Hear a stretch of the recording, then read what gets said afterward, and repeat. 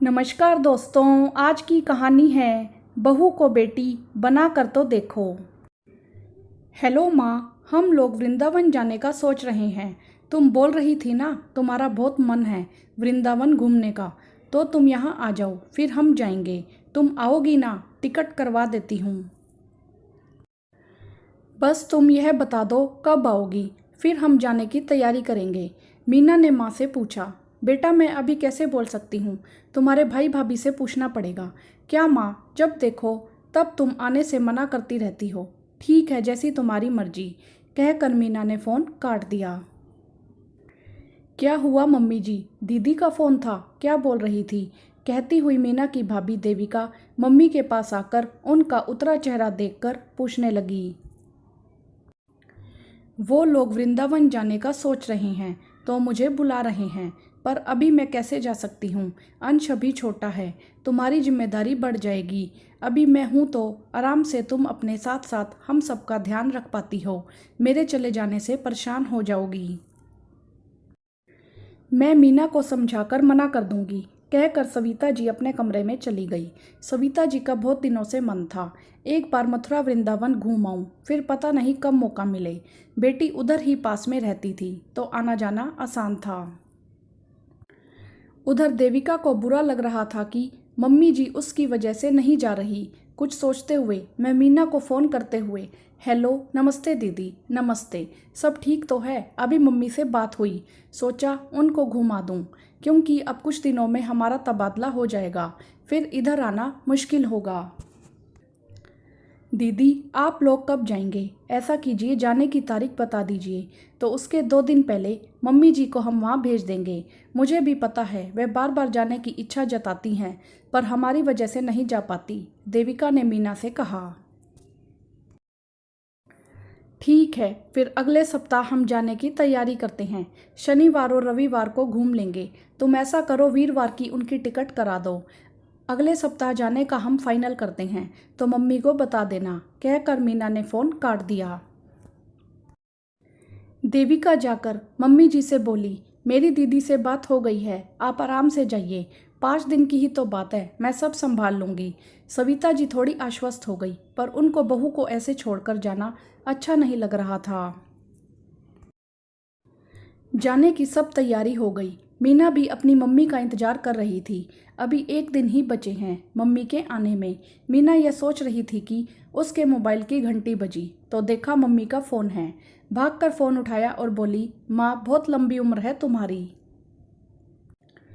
अभी यही सोच रही थी कल इस वक्त तुम मेरे साथ होगी। बेटा मैं नहीं आ पाऊंगी, तुम नाराज मत होना, तुम लोग चले जाओ, मुझे फिर कभी घुमा देना। परेशान स्वर में स्विता जी बोली, क्यों माँ, अब क्या हुआ आपको? आपको तो बस बहू की ही चिंता रहती है, एक ही बेटी हूँ आपकी, फिर भी आपको आपकी बहू ही प्यारी है। आप मेरे लिए सोचती ही नहीं, आप मुझे प्यार भी नहीं करती। मीना उदास हो गई। बेटा अंश की तबीयत ठीक नहीं है, पता नहीं कल से रोए जा रहा है, दूध भी ठीक से नहीं पी रहा। मैं ऐसी हालत में उनको छोड़कर घूमने जाने का सोच भी नहीं सकती। तुम भी तो नहीं चाहोगी ना, भतीजा बीमार है और मैं उसको छोड़कर आ जाऊं। पर माँ, हमने पूरी तैयारी कर ली, तुम्हारे आने की टिकट भी है कल, सब कैंसिल करना पड़ेगा। मीना दुखी हो गई, पर भतीजे की चिंता उसे भी थी। वह बोली, ठीक है माँ, वह तो हम तुम्हें ही घुमाने की प्लानिंग कर रहे थे, तुम अंश का ध्यान रखना। बेटा मायूस मत हो, देविका भी मुझे यही बोल रही है, आप जाइए। बेटा सोच, कल मैं तेरे पास चली भी आऊँ, ना तो मैं खुश रहूँगी, ना मुझे घूमने में मजा आएगा। यहाँ रहूँगी तो देविका को सहारा रहेगा। बेटा जैसे तुम मेरी बेटी हो, मेरी बहू भी मेरी बेटी ही है। अगर उसका प्यार और सम्मान पाना है, उसको बहू नहीं बेटी समझना होगा। आज जब उसको मेरी ज़रूरत है और मैं उसके पास नहीं रहूँगी, तो मान लो कल मुझे कुछ हुआ तो वह मेरी सेवा कैसे करेगी? बेटा रिश्ता तो यही है ना, दुख सुख में एक दूसरे को समझें। वह मेरे पास है, कुछ हुआ तो तुमसे पहले वह देखेगी मुझे। तुम तो आओगी तब देखोगी, सविता जी ने बहुत प्यार से मीना को समझाया। कुछ दिनों के बाद पता चला सविता जी की अचानक तबीयत खराब हो गई है। कोरोना का ऐसा प्रकोप फैला कि लोग बचते बचाते भी उसकी चपेट में आने लगे। जांच से पता चला कि उनको कोरोना हो गया है। देविका ने अपने छोटे बच्चे के साथ अपनी सास का बखूबी ध्यान रखा।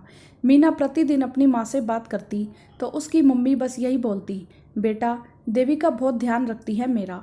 देख, उस वक्त मैंने कहा था ना, बहू को मेरी ज़रूरत है, छोड़ कर कैसे आऊँ। आज वह भी मेरा ध्यान रख रही है। सास बनकर बहू को बेटी बनाने से बहू भी माँ जैसा प्यार देती है बेटा। मीना भी जानती है उसकी मम्मी, उसकी भाभी और उसमें अंतर नहीं करती। जब भी कुछ खरीदती बेटी बहू के लिए एक जैसा। सविता जी का बेटा भी अक्सर कहता, मम्मी आप मुझसे ज़्यादा अपनी बहू से प्यार करती हो।